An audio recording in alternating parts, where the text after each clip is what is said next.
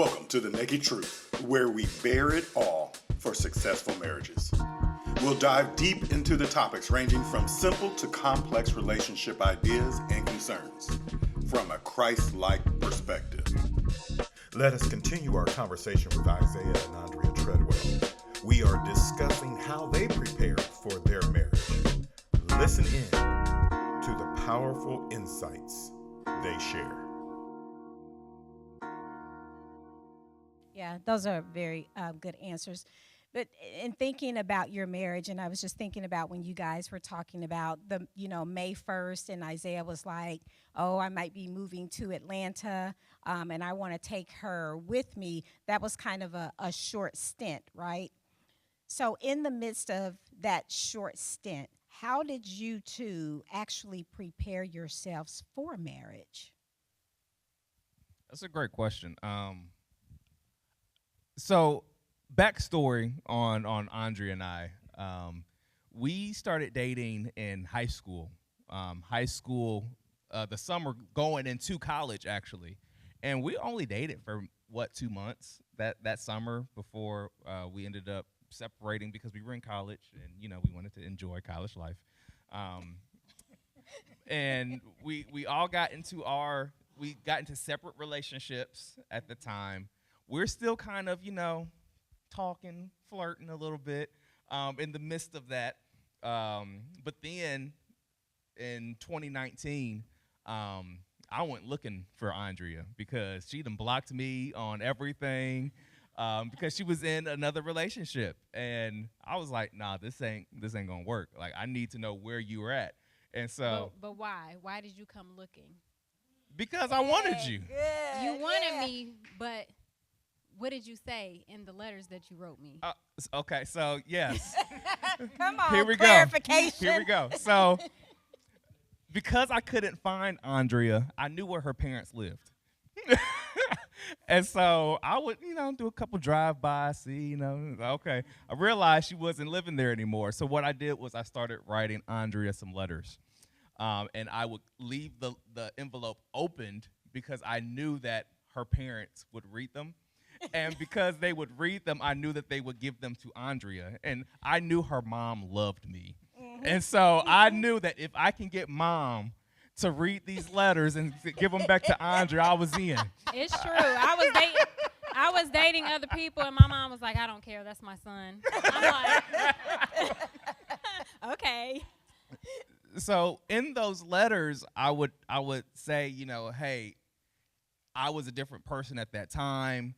God has, revealed to me the person that I need to be, revealed to me the woman that I should be with, but also that I need to be still and wait for him to tell me to move.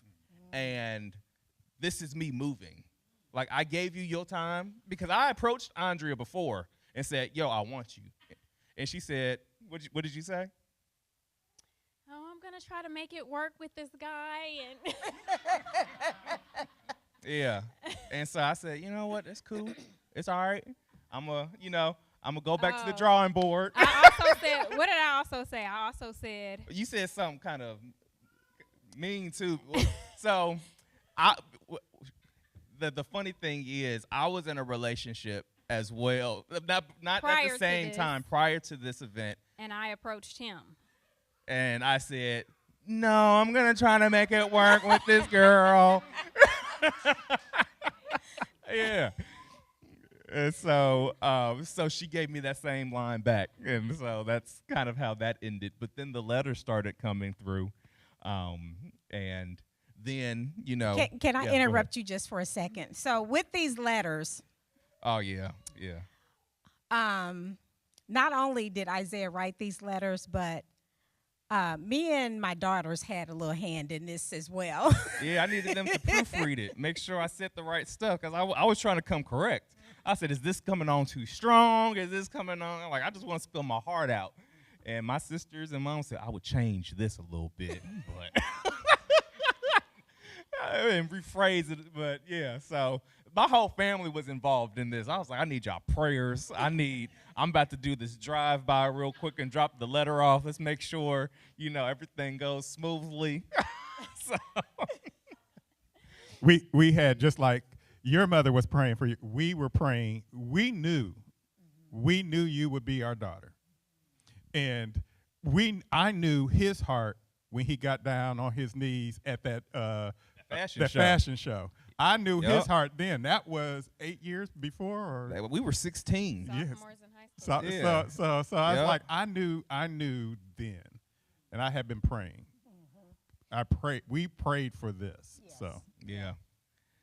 So I guess moving on, I forgot what the question was.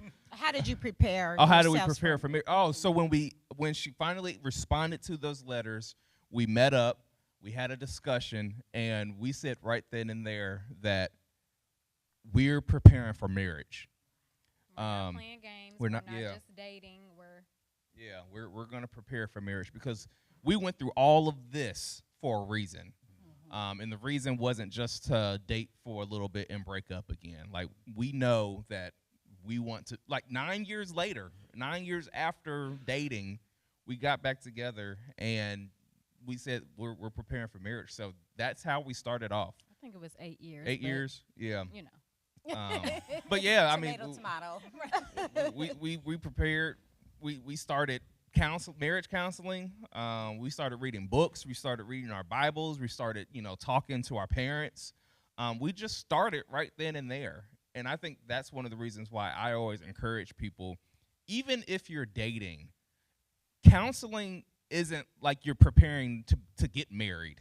It's just to ensure that you guys are compatible with each other and you kind of nix the communication, the miscommunication early, or whatever it is that you're going through. Like, just have healthy relationships. I think that's one of the one things that we don't really strive for in relationships, is just to start off in a healthy and continue it.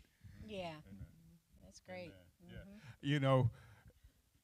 We often, Darlene and I, we often counsel people, and we often speak to people about that very subject, about, what in the past, what in your past relationships that you've seen, did you evaluate, did you learn? Because one of the things that I shared with the kids, all my kids, I said, when you break up from a relationship, please don't jump right into another one, because you need to be able to determine, one, what did I do wrong in the previous relationship that I'm not going to take into the next one?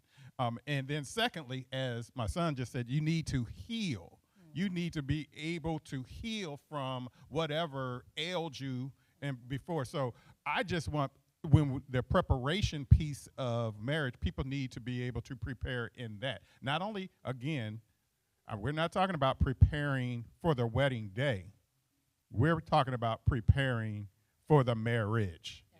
And as Darlene and I, one time we sat down with Nana and Grandpa and asked them, so how long you been married? They were at that time 62? 62 years. And I said, that's our goal. And if we surpass it, we surpass it. But that's our goal. And that's what I want people to understand, and the young couples to understand. Have this lofty goal. Have this outrageous goal, because that's not being seen in our day and age today. But if you prepare properly, that outrageous goal, it just seemed like yesterday that I just married this woman. And we talked about 32 years. So I'm just sitting there like, just seemed like yesterday I was marrying the both of y'all in the backyard and at the October 23rd one. And here y'all saying 4 years. Going to be 5 on May 1st. So I'm just sitting there like, wow. And then, now we got to include, because we hear him in the background. Yeah. So now, as a young married couple, you have 2 children. I'm going to say so far. We don't know what God has in store for y'all, but so far. How does that impact your marriage, your relationship? I would say, y'all know how us moms do. We can go into what we call mommy mode a lot. And I think I probably had a more difficult time just adjusting and making time for my spouse, because I was like, I have this little human who is dependent on me, who can't do for themselves. And even though my husband has needs as well, and that's, you know, giving him attention as well and giving him time as well.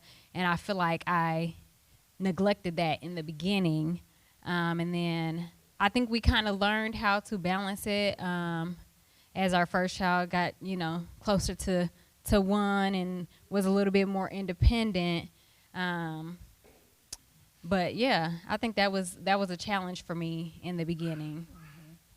Yeah, and I think for me, I went into provider mode, where the one thing about Treadwells are we are workaholics. We'll go to work and then we'll come home and find work to do, and so that was me.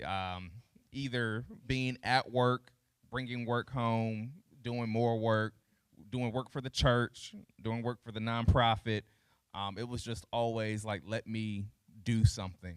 And there was a time where Andrea was like, I need your help.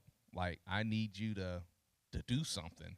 And I took offense to that, first of all, because I'm like, I'm cleaning these dishes. I forgot about that. I'm doing the stuff that you don't want to do. Like, I'm folding the clothes, and I'm helping in the areas that I thought was helpful, but not what was helpful to her. And so that was one of the things that we needed to discuss and communicate, like, okay, what does daddy helping look like to you? And that's breaking mom from mommy mode so that she can have some Andrea time and be in Andrea mode. And so that's something that we're still kind of working on now. But that's something that, you know, that's what we're navigating in this journey of marriage and with 2 kids right now. Okay, good. I remember the days. I said, boy, those conversations sound kind of. Yeah, they sound familiar. You know, Robert and I we're keen on couples making sure that they make time for each other. Even if they do have children, even if their jobs are very demanding, or in this case, not only family job, but even church as well. So with the children and with your jobs and with church, how much time do you two get to spend with each other, and what does that look like without getting down to the skivvies of it all? Yeah, we don't need all that. We don't need all of that. Well,